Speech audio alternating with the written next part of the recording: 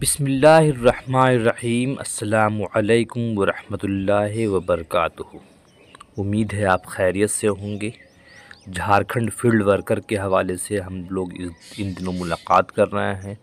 گزشتہ دنوں مضمون نگاری کے اصول و آداب پر ہم نے معروضی سوالات بنایا تھا۔ آج ہم مضمون نگاری کے آغاز و ارتقاء پر بات کریں گے انشاءاللہ۔ مضمون نگاری کا باقاعدہ آغاز سر سید احمد خان کی تحریروں سے ہوتا ہے۔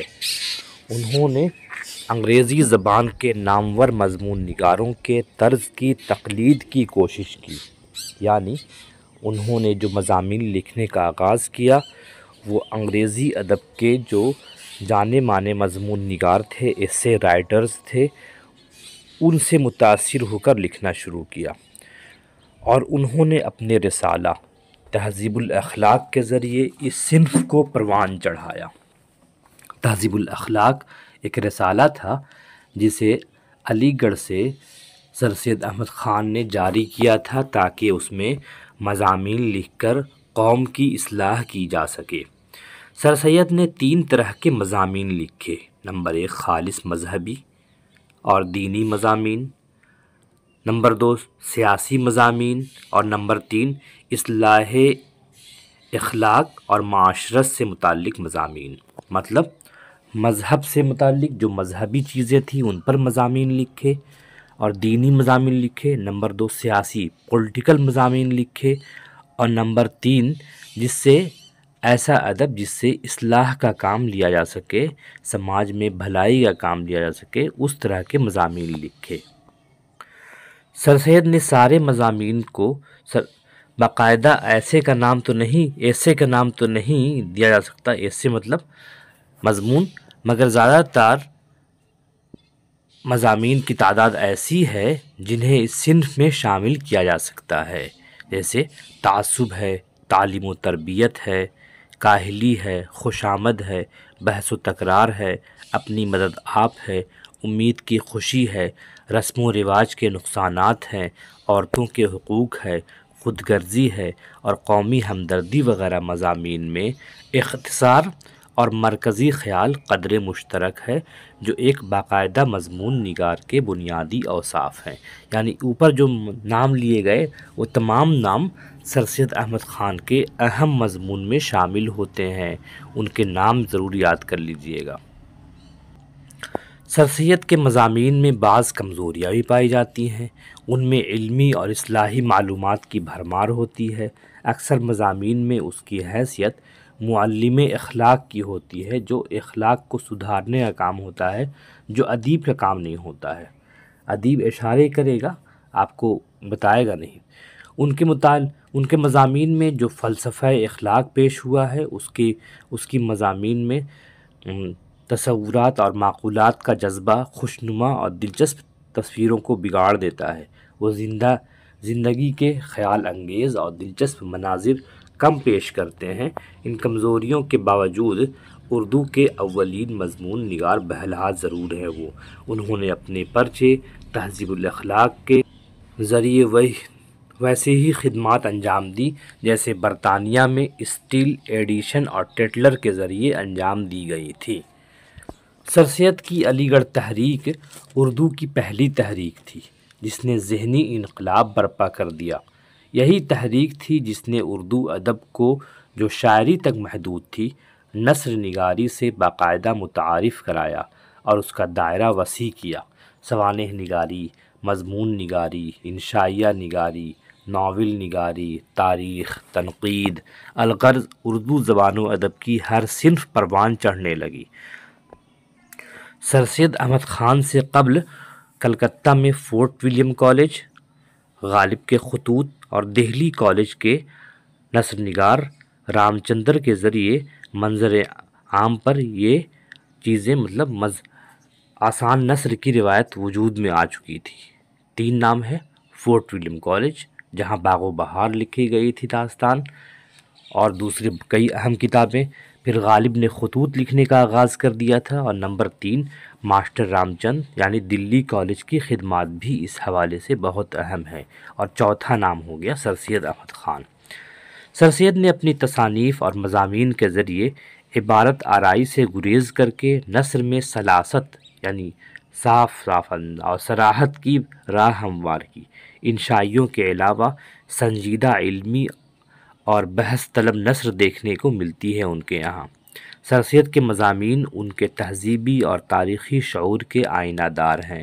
انہوں نے انگریزی ماخذوں سے بھی وسعت، گہرائی اور تنوع پیدا کیا تاکہ نثر میں علمی اور سائنسی موضوعات کی ترسیل بھی ہو سکے۔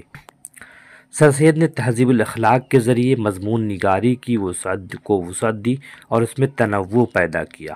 ان کے مضامین کے موضوعات میں تعلیم و تربیت، اصلاح، تمدنی ترقی، سیاسی رجحانات، ادبی تصورات اور مذہبی موضوعات وغیرہ قابل ذکر ہیں۔ انہوں نے تصنع سے گریز کیا، مطلب بناوٹ سے، البتہ ان کے اسلوب میں انگریزی الفاظ کا استعمال جا بجا ملتا ہے۔ تہذیب الاخلاق کے لکھنے والوں میں ایک بڑا نام مولوی چراغ علی کا تھا، جنہوں نے مضمون کی صنف کو کافی ترقی دی۔ وہ لکھنؤ میں ڈپٹی کلکٹر تھے، وہیں سر سید سے ملاقات ہوئی۔ انہی کے مشورے پر حیدرآباد میں دفتر معتمد انگریزی میں اہم خدمات بھی انجام دی۔ انہوں نے اس ضمن میں کئی تصانیف چھوڑی ہیں، لیکن اپنے مضامین کی وجہ سے وہ زیادہ مقبول ہوئے ہیں۔ ان کے مضامین میں مذہب کا رنگ بہت گہرا ہے، جس کی وجہ عیسائی مشنریاں تھیں جو عیسائیت پھیلا رہی تھیں۔ چراغ علی نے یورپیوں کے ان اعتراضات کو رفع کرنے کو یعنی دور کرنے کی کوشش بھی کی جو اسلام کے اصولوں اور عقائد کو چیلنج کر رہے تھے۔ انہوں نے ہر مضمون میں یہ ثابت کرنا چاہا کہ اسلام مادی اور قومی ترقی کا دشمن ہے اور دینی منفعت کا مخالف نہیں ہے۔ احساس عام میں چراغ علی نے یہ کہنے کی کوشش کی ہے، یہ مضمون کا نام ہے، کہ اسلام عام فرقوں کے ساتھ روا روی سے پیش آئے اور منصفانہ سلوک کرنے کو تعلیم دیتا ہے۔ انہوں نے اپنے مضامین میں یہ بھی ثابت کرنے کی کوشش کی ہے کہ اسلام عورتیں کے حقوق کا لحاظ کر رکھتا ہے۔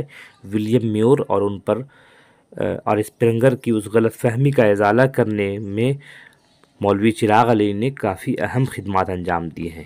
حسن معاشرت اور ترقی تمدن میں اخلاقی نکات کو ملحوظ نہیں رکھا ہے۔ چراغ علی نے مناظرے کے انداز میں اچھے مضامین لکھے ہیں۔ سر سید کے جو دوست احباب تھے ان میں ایک نام محسن الملک کا بھی ہے، جن کا اصلی نام تھا سید مہدی علی۔ سر سید کے اصلاحی کاموں کو آگے بڑھانے اور علی گڑھ تحریک کو فروغ دینے میں ان کا کافی نمایاں رول رہا ہے۔ ان کی تعلیم بھی روایتی انداز میں ہوئی۔ انگریزی کا علم اپنے ذوق و شوق سے حاصل کیا اور یہ حیدرآباد چلے گئے تھے آخری زمانے میں، اور ملازمت سے سبکدوش ہونے کے بعد علی گڑھ میں سر سید کے ساتھ قیام کیا اور اپنی پوری زندگی ان کے ساتھ وقف کر دی۔ انہوں نے بھی اپنے مضامین میں تمثیلی انداز کو اختیار کیا ہے، جس کی اچھی مثال موجودہ علوم کی شبیہ ہے۔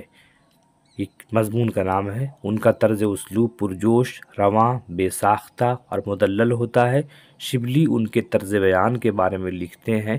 ان کا طرز تحریر ہندوستان کے عام مضمون نگاروں کی طرز تحریر سے بالکل الگ ہے اور اس میں ایک دلکشی پائی جاتی ہے۔ خلاصہ یہ ہے کہ سر سید تحریک یا علی گڑھ تحریک جو 1857 کے حادثے کے بعد آئی، اس کے روح رواں سر سید احمد خان تھے، اور سر سید احمد خان نے اپنے مضامین کے ذریعے اصلاح کا کام کیا، اور وہیں سے مضمون نگاری کا آغاز ہوتا ہے۔ جب وہ انگلستان کا انہوں نے سفر کیا اور وہاں آ کر دیکھا انہوں نے کہ یہاں پہ کون کون سی کتابیں ہیں، کون کون سی میگزینز ہیں جہاں اصلاح معاشرہ کا کام، معاشرے میں اصلاح کا کام لیا جا سکتا ہے یا لیا جا رہا ہے۔ اس کے بعد واپسی پر انہوں نے 1870 میں انہوں نے یہاں سے ایک رسالے کو جاری کیا جس کا نام تھا تہذیب الاخلاق۔ تو سر سید اور ان کی جو ٹیم تھی اس نے مضمون نگاری کے آغاز ارتقاء میں بڑھ چڑھ کر حصہ لیا، اور بعد کے زمانے میں اچھی خاصے لوگ ہیں جنہوں نے اس روایت کو آگے بڑھایا۔ اگلی ویڈیو میں ہم لوگ حاضر ہوں گے، انشاءاللہ ملاقات کریں گے۔ اور جس کا ہوگا کہ مضمون نگاری کے حوالے سے، مضمون نگاری کے آغاز و ارتقاء کے حوالے سے معروضی سوالات انشاءاللہ۔ تب تک کے لیے اجازت دیجیے، خدا حافظ۔